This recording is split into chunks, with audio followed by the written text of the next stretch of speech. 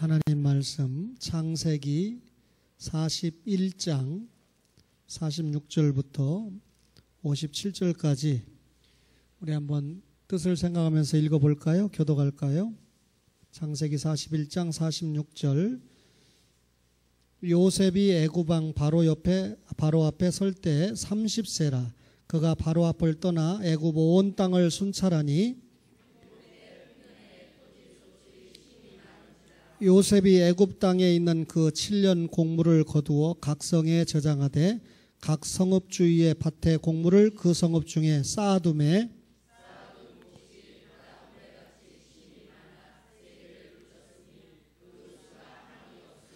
흉년이 들기 전에 요셉에게 두 아들이 나되 곧 온의 제사장 보디베라의 딸 아스낫이 그에게서 낳은지라.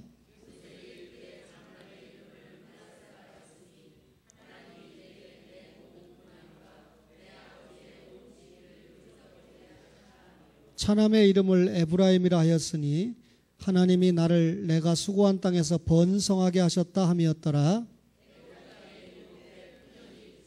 요셉의 말과 같이 7해 흉년이 들기 시작하매 각국에는 기근이 있으나 애굽 온 땅에는 먹을 것이 있더니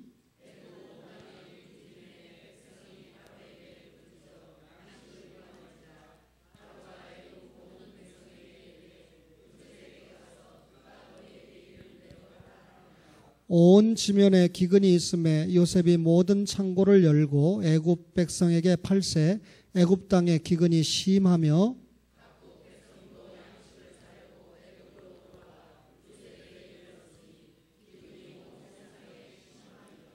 아멘. 창세기는 50장으로 되어 있잖아요. 그죠? 그런데 잘 이해하시려면 앞에는 4대 사건이 있고 12장부터는 4대 인물이 있어요. 그죠? 4대 사건은 창조, 그 다음에 인간의 타락, 노아의 홍수, 그 다음에 바벨탑 사건. 1장부터 11장까지 4대 사건을 잘 이해하시고 12장부터 50장까지는 4대 인물 아브라함, 이삭, 야곱, 요셉입니다. 그죠? 오늘 우리가 요셉을 만난 사람들이라고 하는 말씀의 제목인데 창세기 37장에서 요셉이 꿈을 꾸면서 등장을 하고 그 다음에 50장에서 요셉이 죽으면서 기록을 마치니까 상당한 분량의 기록을 차지하는 사람이 요셉입니다. 그렇죠?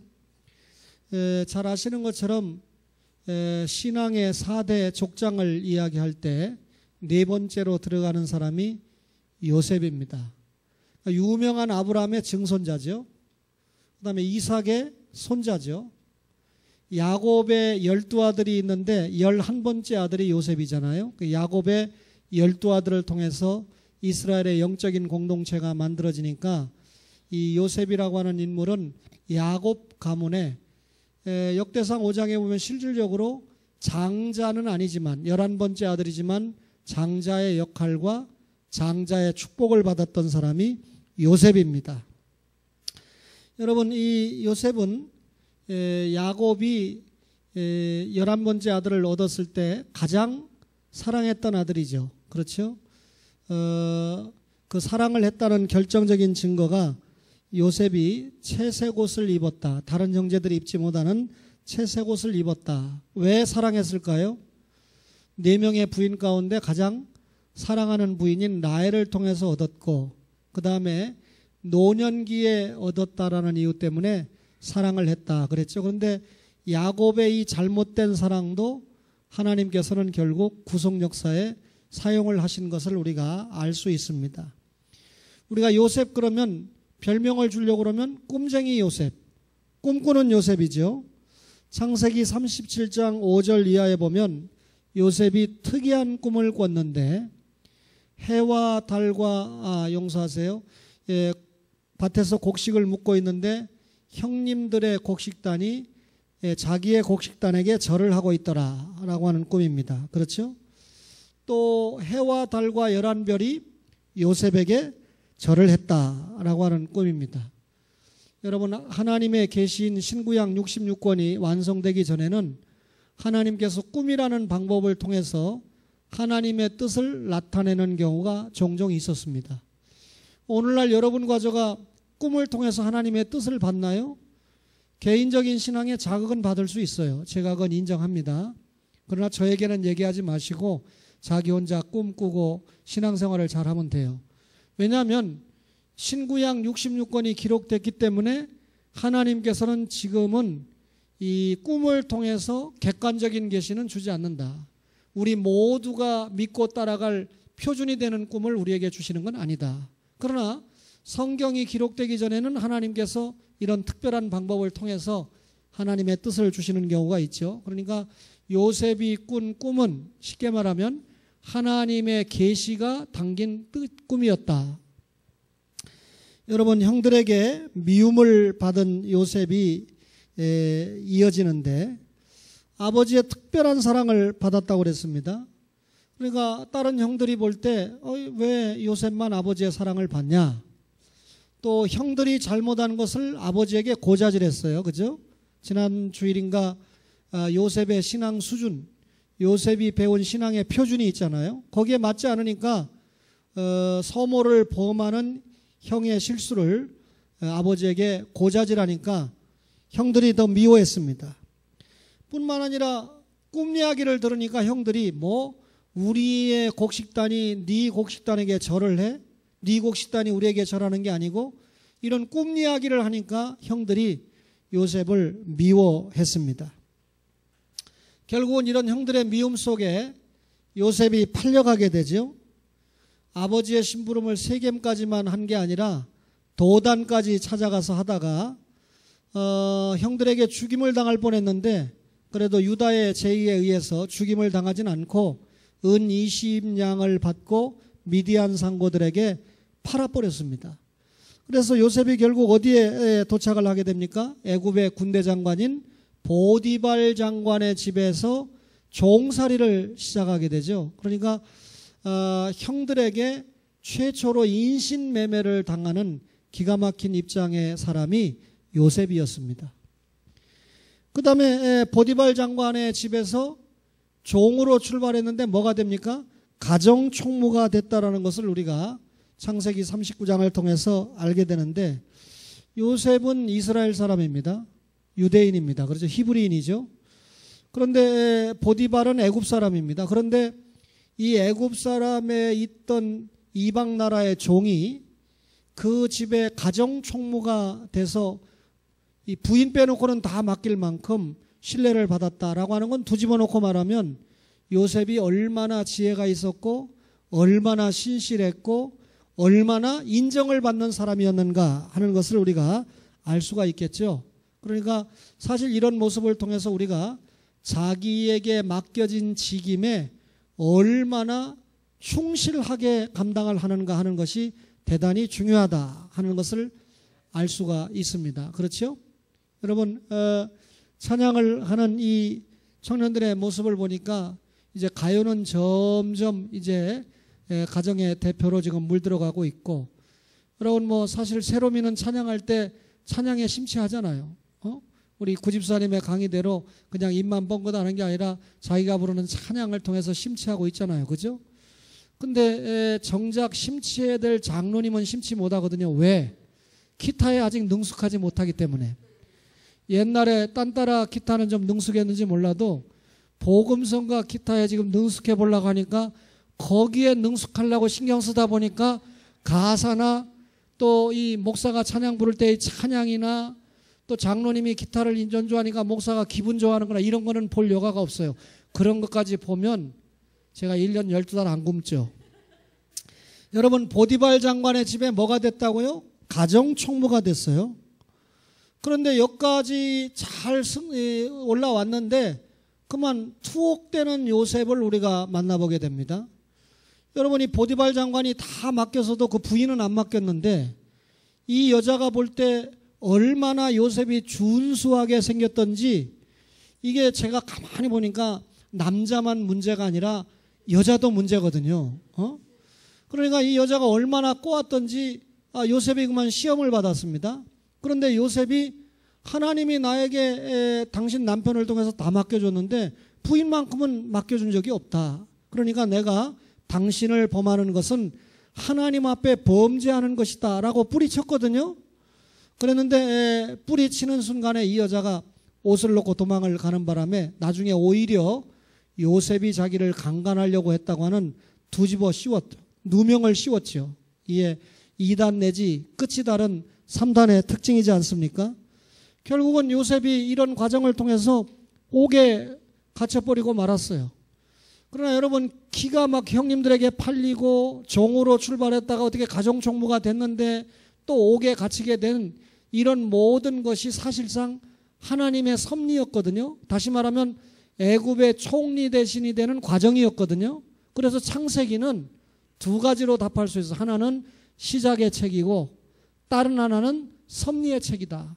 하나님의 주권 섭리가 어느 책보다도 잘 나타난 성경이 창세기다 하는 걸 알 수가 있는데, 드디어 요셉이 애굽의 총리 대신이 되게 됩니다. 감옥에서 술 맡은 관원장과 바로의 떡 맡은 관원장을 만나게 되죠. 이 두 사람이 꿈을 꿨습니다. 근데 이 꿈을 누가 해석을 해줍니까? 요셉이 자기가 꿈을 꾸는 정도가 아니라 하나님께 신적 은혜를 받아서 꿈을 해몽해 주는 지혜가 있었습니다. 술 맡은 관원장, 당신은 복직을 한다.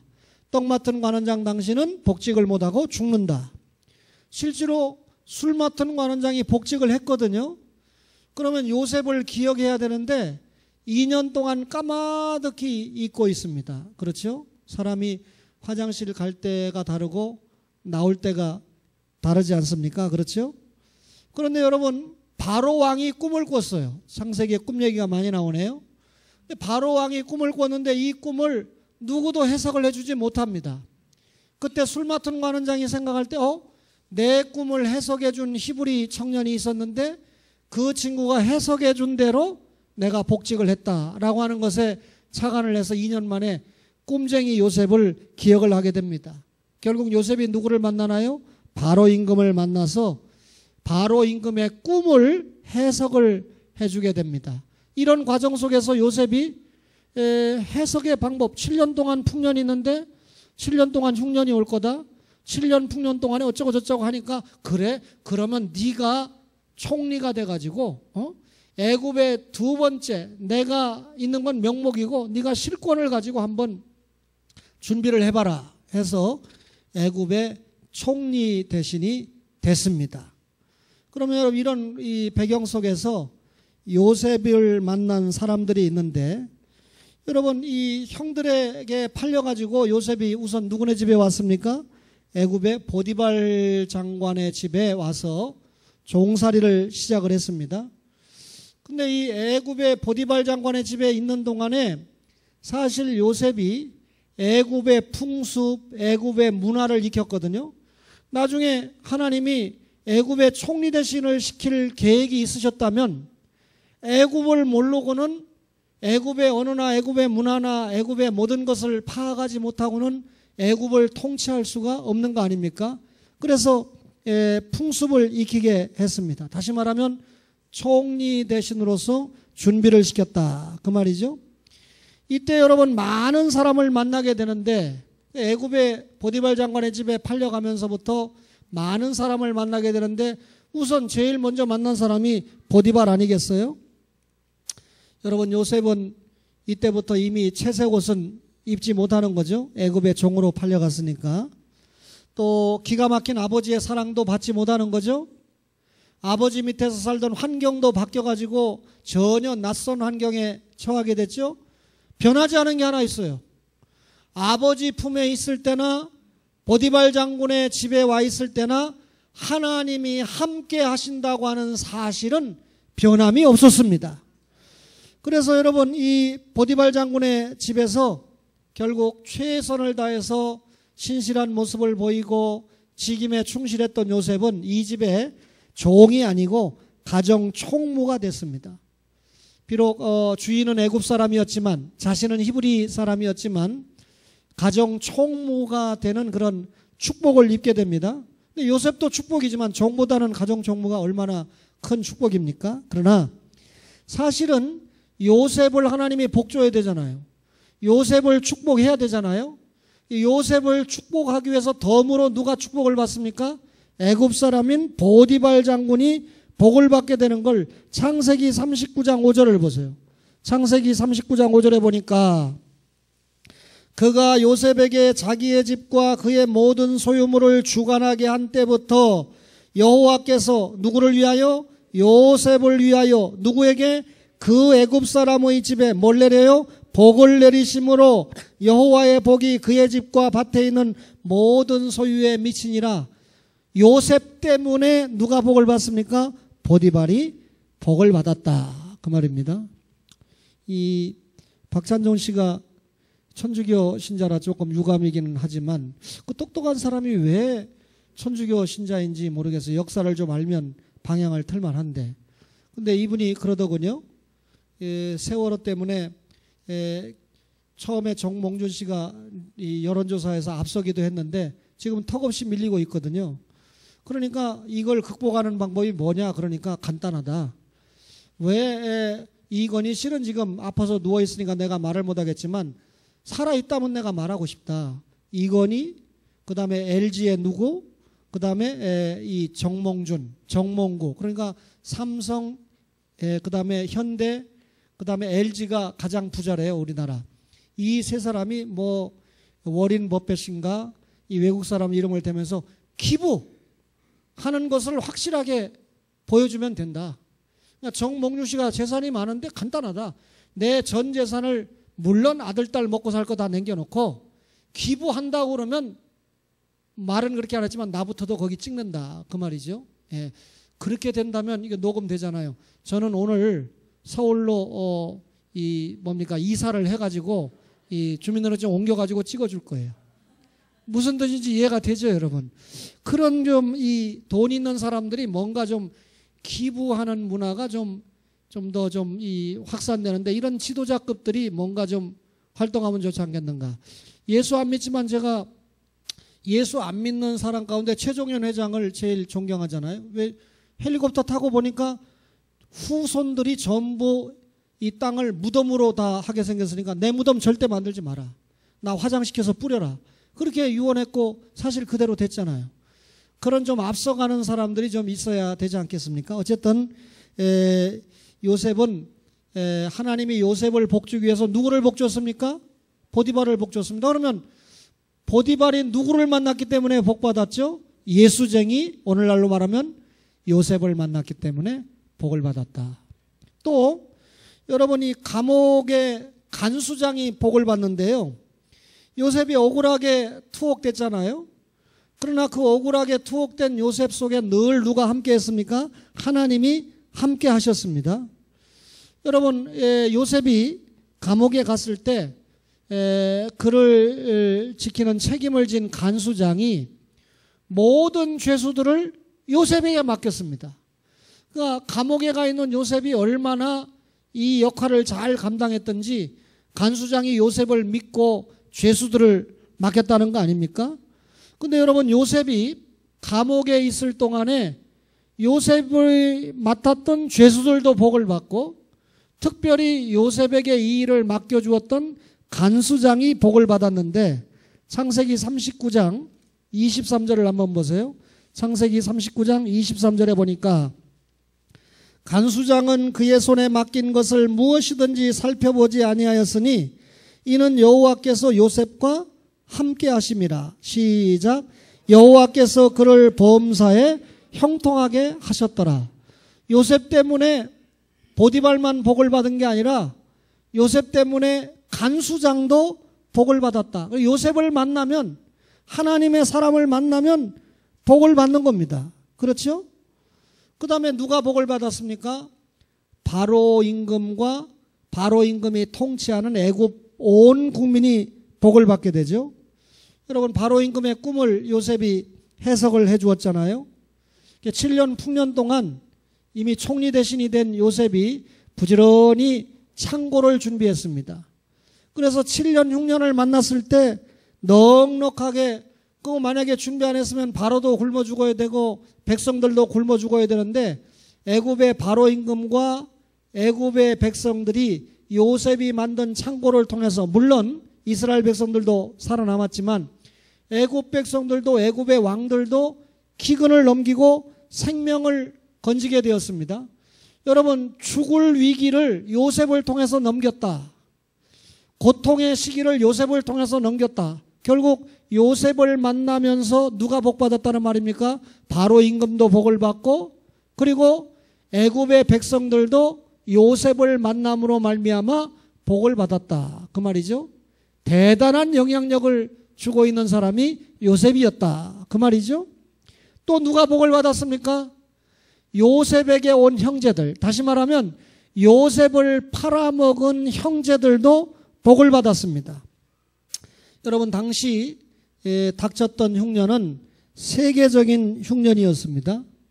그런데 여러분, 이 이스라엘 백성들이 다 굶어 죽게 생겼는데 이웃 나라인 애굽에는 양식이 있다는 소식을 듣게 됩니다.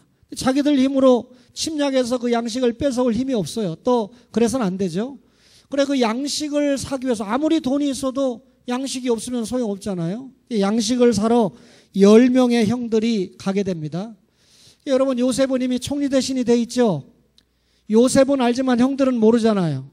형들이 이웃 나라의 총리 대신을 만나서 지금 곡식을 못 사가면 큰일 나니까 자기 이 동생 모르고 총리 대신에게 절을 하잖아요. 그러니까 형님들의 곡식단은 일어나서 나에게 절을 하더라 라고 하는 그 꿈이 완벽하게 이루어지고 있는 시간 아닙니까? 여러분, 요셉의 첫 번째 꿈이 실현됐습니다. 이 시간에 형들은 요셉을 만나서 양식을 사게 되죠. 또 형들은 요셉을 만나서 양식을 샀던 돈도 도로 찾았죠. 요셉이 자루에 넣어서 돌려줬죠. 여러분, 동생을 팔아먹고 아버지에게는 죽었다고 보고한 형들 아닙니까? 양심을 잃어버렸던 형들 아닙니까? 잃어버렸던 양심도 찾았습니다. 그렇죠? 또 잃어버렸던 동생, 자신들이 사실 죽었다고 보고는 했지만 죽이지는 않았잖아요. 팔아먹었잖아요. 그런데 그 잊어버렸던 아닙니다. 잃어버렸던 동생도 찾았습니다. 그렇죠? 모처럼 형제간의 우애도 찾았습니다. 형제간에 나누어야 될 참사랑도 회복됐습니다. 여러분, 결국 남은 5년 동안의 흉년도 요셉을 통해서 잘 넘기게 됐죠. 그러니까 결국 10명의 형들이 와서 곡식을 사가지 않아요? 그러니까 결국 요셉을 만난 형들도 요셉을 통해서 축복을 받았으니, 알고 보면 요셉이 그 가문의 장자의 역할을 톡톡히 해내지 않습니까? 요셉을 만나면 이렇게 복을 받아요. 여러분, 누가 또 복을 받았습니까? 요셉의 아버지도 복을 받았어요. 요셉이 애굽에 안 가려고 그랬죠. 아브라함 언약을 기억하잖아요. 아브라함의 땅에 대한 불신앙 때문에 이방 땅에 가서 400년 동안 종살이하고 4대 만에 나온다는 거 알고 있잖아요. 자기가 만약에 애굽이라고 하는 이방 땅에 가면 이방 땅에 가는 시조가 되는 것을 알기 때문에 디나의 강간 사건을 당하면서도 세겜 땅을 안 떠나려고 했던 야곱이지 않습니까? 그런데 자기가 가장 사랑하는 요셉이, 죽었다고 생각한 요셉이 살아있다는 거예요. 요셉이 살아있다는 소식을 들으니까 또 애굽에서 보내온 왕이 타는 옛날 성경의 버금수레, 특별한 수레를 보내주니까 진짜 요셉이 살아있구나 확인하고 애굽 땅으로 가지 않습니까?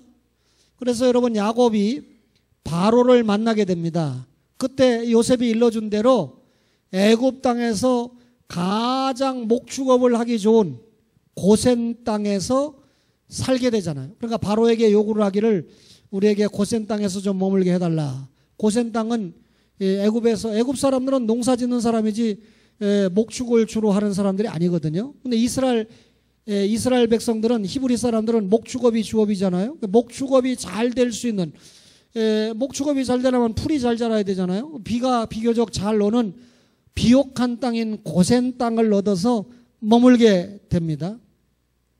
야곱이 흉년을 만나서 죽을 수밖에 없었는데 결국 자기 아들 때문에 기근을 넘기게 되고 하나님의 구속 역사를 이어가는 축복을 받게 되잖아요.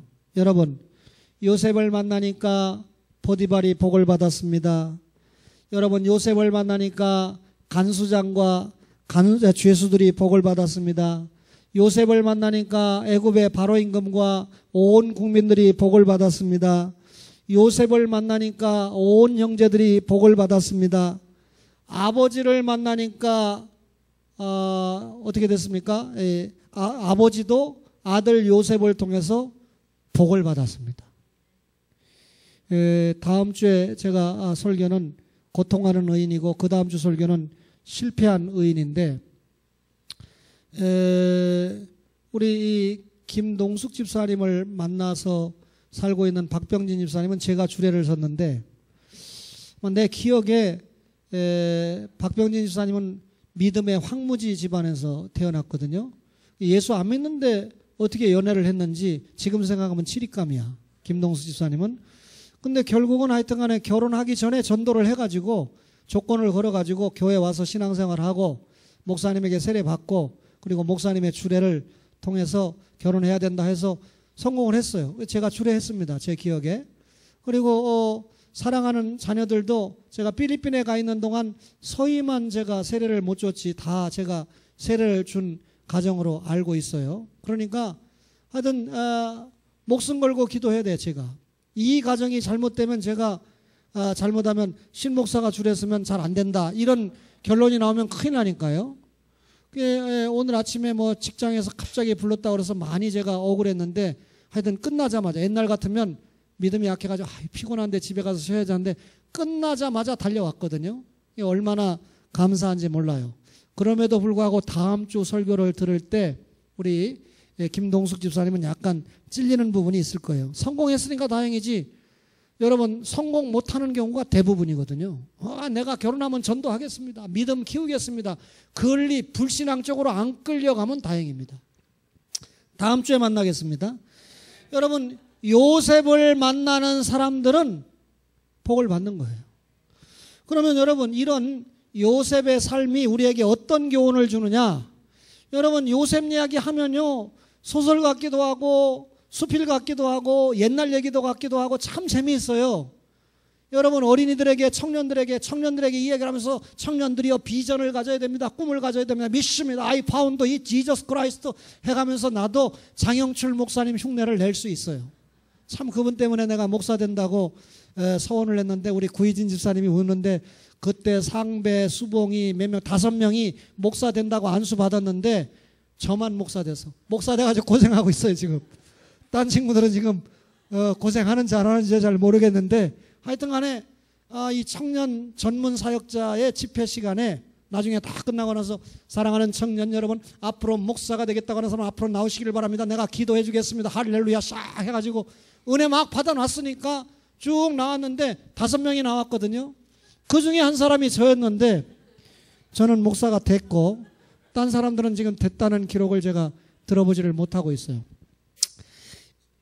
박수봉이라고 하는 분은 우리 구희진 집사님의 친구로 알고 있는데, 나중에 물어보세요, 목사 됐는지 안 됐는지. 여러분이 요셉 이야기를 여기다 써놓은 이유가, 여러분이 요셉을 통해서 결국 선민이 다 죽어버리면 유다 지파를 통해서 예수님이 못 오잖아요. 유다 지파가 보존돼야 우리 박병식 목사님이 강조한 것처럼 메시아가 오잖아요. 형님들 중에 여러분, 이 형님들이 요셉을 통해서 살았잖아요. 이스라엘 공동체가 만들어졌잖아요. 그 가운데 유다 지파를 통해서 예수님이 왔잖아요. 그러니까 예수님이 오게 하시는데 사용받은 요셉의 삶이 구속사적인 삶인데, 요셉은 뭐니 해도요, 요셉 아무리 얘기해도 결론은 여기로 나와야 돼요. 예수님의 예표적인 인물이다. 그러면 어떤 예표적인 인물이냐? 요셉이 여러분 형님들에게 팔려갔거든요. 비참해졌죠, 낮아졌죠. 그리고 여러분 보디발 장관의 집에서 또 고난을 받고 옥에까지 갇히게 되죠. 여러분, 예수님이 사람의 몸을 입고 이 땅에 높고 높은 하늘 보자 버리고 오신 것 자체가 낮아진 삶이잖아요. 비하의 삶이죠. 근데 요셉이 거기서 끝나지 않고 총리 대신이 되잖아요. 높아지는 삶을 많이 보여주잖아요. 예수님이 여러분 낮아졌지만, 땅속에 장사 지낼 만큼 낮아졌지만 부활했습니다. 높아짐의 첫 단계죠. 승천했습니다. 두 번째 단계죠. 하나님 보좌 우편에 앉았습니다. 세 번째 단계죠. 영광의 재림을 하십니다. 네 번째 단계, 이렇게 높아짐의 모습을 보였는데 요셉의 높아짐의 모습은 예수님을 예표한 삶이었다. 그렇죠? 요셉의 낮아진 삶, 요셉의 높아진 삶을 연구해 보면 예수님의 비하의 삶과 예수님의 승기의 삶을 우리가 이해할 수 있다. 또 한 가지는요, 요셉을 만나기만 하면 어떻게 됐습니까? 복을 받아요. 그렇죠? 그런데 예수님을 만나기만 하면 복을 받습니까? 복을 못 받습니까? 복을 받습니다. 그렇죠? 그러니까 여러분, 요셉을 만나기만 하면 오늘 설교대로 다시 추억을 안 해도 보디발 장관부터 시작해서 쭉 복을 받잖아요. 예수님을 만난 사람은 누구든지 복을 받습니다. 할렐루야. 그렇죠? 그러니 앞으로 시집가고 장가갈 친구들이 현재 내가 교제하고 있는 친구가 예수를 안 믿고 있다. 그러면 빨리 전도를 해줘야 그 친구가 나라는 요셉을 만나서 복을 받은 거죠. 나라는 롯이 외로운 의인이 아니고 친구를 전도했으니까, 결혼할 사람을 전도했으니까 여러분 영향력 있는 의인이 되는 거 아니겠어요? 새겨들어야 됩니다. 가요? 꿈에도 안 믿는 청년에게 시집갈 생각은 엄마를 보면 알죠. 예. 믿음 좋은 엄마가 얼마나 고생합니까 지금, 이 시가문의 아빠 때문에. 그러니까 가요는 그런 걸 절대 만들면 안 됩니다. 할렐루야. 여러분, 요셉을 만난 사람이 복을 받았어요. 여러분, 우리 한 전도사님이 지난번에 제가 간단하게 말씀을 드렸는데, 자기의 몸의 한 부분인 신장을 남을 전혀 모르는 사람, 형제도 아니고 남에게 줬다. 그것까지만 해도 괜찮은 분인데 간까지 줬다. 남을 위해서. 내가 나중에 간 아프면 줄 게 없잖아요. 그게 속상하지 다른 건 뭐 아무것도 제가 억울한 게 없어요. 참 대단한 분을 만났다. 우리 귀한 어머니들이 대단한 전도사님을 만났다. 근데 여러분들이 최 전도사님도 보배인 줄 알고 있죠. 뭐 제가 보배가 아닌데 여기까지 모셔올 통이 있겠어요? 그죠? 여러분 결혼해가지고 여러분 다 본인이 간증한 것처럼 아이들이 유치원도 못 간 나이에 남편이 주님의 품에 안기고 말았어요. 그런데 그 사랑하는 아들 지연이와 딸 효주를 이 소위 과부가 돼가지고 어려서부터 열심히 신앙으로 키웠는데, 중요한 건 신앙으로 키웠는데 그 기가 막힌 상황 속에서 대학을 다 졸업시켰잖아요. 형제들의 도움 받지 않았습니다. 그냥 우리 최 전사님이 최선의 노력을 다해서 이제 두 자녀가 다 대학을 졸업하고 이제 사회생활을 시작했는데, 여러분이 아시다시피 지연이가 롯데 계열에 취직을 해가지고 11조도 25만 원을 우리 교회에 보내줬어요. 그럼 원래 자기가 지금 부산에 다니고 있는 교회에 11조를 내야 원칙인데, 제가 필리핀에 가 있을 때 지연이가 와서 영어 공부를 하는데 그때 하숙비 60만 원씩 받을 때 아닙니까? 60만 원 안 받았죠. 또 영어 선생을 개인 교수를 붙여가지고 튜터를 시키는데 제가 우리 이 전도사님 사정이 뻔히 알고 지연이를 내가 밀어줄 마음이 있었기 때문에 튜터비 안 받았습니다. 상당한 기간이죠. 그러니까 얼마나 지연이가 열심히 공부를 했는지 처음에 제가 영어를 테스트해 보니까 야, 이래가지고 되겠나 싶었는데 지금은 영어가 저보다 훨씬 나아요. 그 영어 합격했잖아요. 예? 여러분 시험에서 합격을 할 정도로 아주 피나는 노력을 했습니다. 그렇게 하고 또 제가 필리핀에서 나와가지고 우리 교회 왔을 때 우리 장로님들이 승낙을 해서 사무간사로 이렇게 일을 하게 해서 또 공부하는 데 좀 도움을 줬잖아요. 그러니까 이 아들이 자기가 엄마의 고생을 봐왔는데 그렇게 성장하기까지 누구의 어떤 사랑을 받아본 기억이 별로 없는데 저한테 고백을 하더라고요. 목사님께 첫 사랑을 받았습니다 라고 고백을 하더라고요. 그런데 뭐 저는 이런 사랑을 늘 할 수 있는 그런 목사여야 된다고 생각을 하니까, 근데 그게 이제 고마우니까 초원교회 사정이 뻔히 알잖아요. 자기가 또 여기 있는 것과 마찬가지라고 생각을 해서 벌써 세 번째 보냈는데 앞으로 11조 또 보내라는 그런 압력을 주는 것 같아서 유감인데 어떤 마음을 받았어요 제가. 이번에는 그 바쁜 중에 직접 올라왔습니다. 근데 하필 자기가 휴가 난 시간에 제가 경주 코롱 호텔에서 이 소송 문제 발표하는 날이었기 때문에 만나지 못했어요. 그런데 어떻게 연장을 했는지 수요일 날 아침에 직원 예배할 때 저를 와서 만나고 그날 5시부터 출근하는 걸로 만들어 놓고 바로 내려갔습니다. 근데 뭐 스승의 나라고 저하고 뭐 큰 관계는 없지만 와가지고 지연이가 목사님 그동안 너무 감사했습니다 하고 여기다 봉투를 주더라고요. 그러니까 사실은 저한테 쓰라고 준 봉투지만 저는 받는 순간에 이 액수가 얼마가 됐든지 간에 나는 선교비다 라고 생각을 하고 받았는데 그 마음이 얼마나 고마운지 몰라요. 그러면 이런 아들이 되기까지 본인의 노력과 믿음의 이 인격도 있지만 엄마의 노력이 시대했다라고 하는 것을 저는 확실하게 알고 있거든요. 제 마음에 이런 최 전도사님과 이런 변 전도사님을 만나게 하셨으니 그동안 제가 참 고생 많이 했잖아요. 그죠? 내가 글에는 그런 말을 안 씁니다만 경주 포럼이 다 끝나고 나니까 이상철 목사님이 증인이에요. 거기에 그 사회를 받던 이 목사님이 독일에서 유학을 하고 오신 분인데 강의를 다 듣고 나는 아주 점잖하게 강의를 하지 그런 데 가서 절대로 우리 초원교를 욕보이거나 그런 무식한 말을 쓰지 않죠. 그런데 그분이 듣고 보니까 썩은 태군요. 듣고 보니까 썩은 태군요. 이렇게 3번이나 얘기를 하더라고요. 여러분 요셉이 예수 그리스도의 예표적인 삶이었다. 낮아지고 높아지고 그죠?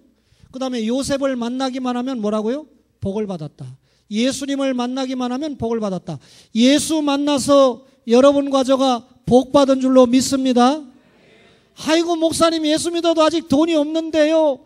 돈 많이 떼가지고 못 받고 있는데요. 다음 문제고 구원의 복을 받았으면 여러분과 저가 주님의 영광을 위해서 살아갈 수 있는 모든 재능, 시간, 가정, 사람 하나님이 복으로 주신 줄 믿습니다. 요셉의 삶이 주는 마지막 교훈은요. 성도의 삶을 예표해요. 다시 말하면 여러분 요셉이 창고를 만들었죠. 요셉의 창고. 세계를 먹이는 창고였죠. 그 창고가 그냥 나온 게 아니에요. 고난 뒤의 창고였습니다.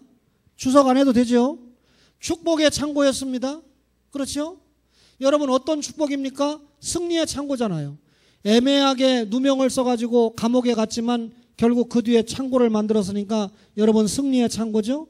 어떤 창고입니까? 여러분 권세의 창고잖아요.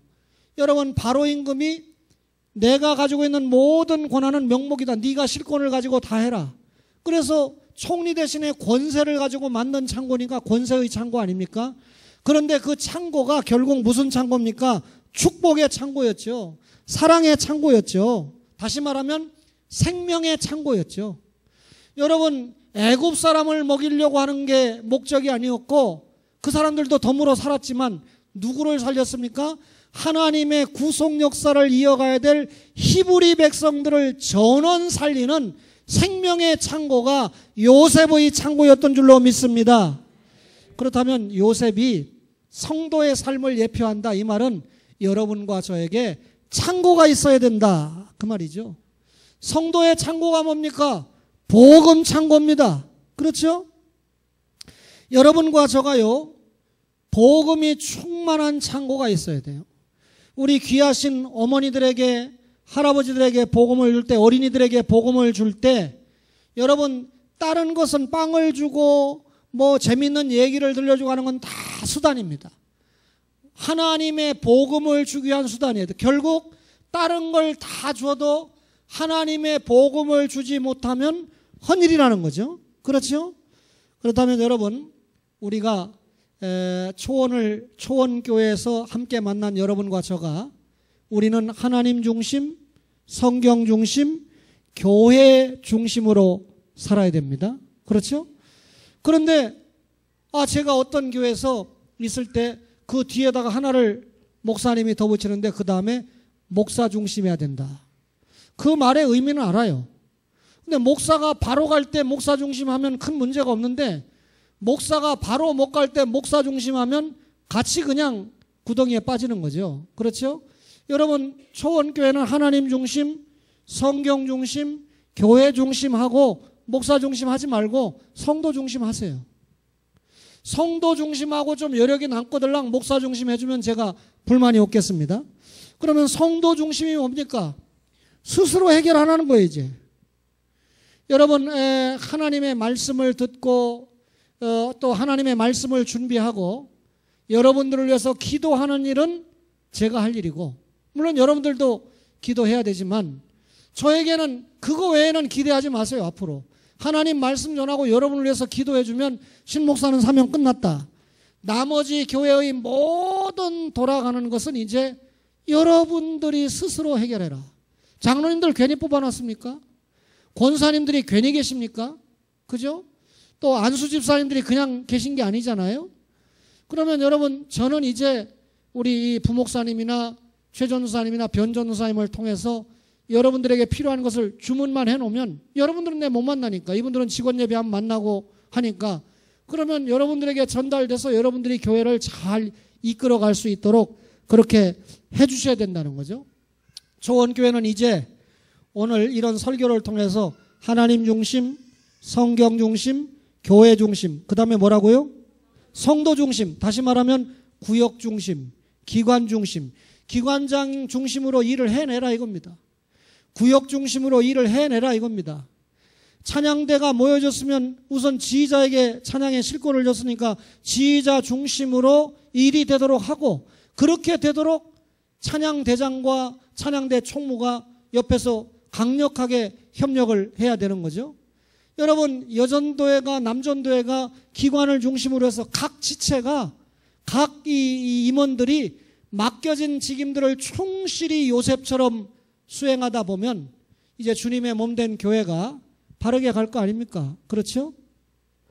여러분, 우리 초원교회가 오늘 이 설교 이후에 초원을 만난 여러분들, 부족하지만 이 교회 하나님이 저를 보내주셨는데 목사를 만난 여러분들이 이제는 하나님 중심, 성경 중심, 교회 중심에서 그동안 목사 중심이었습니다. 왜? 제가 이끌어 가야 되니까, 도리 없이.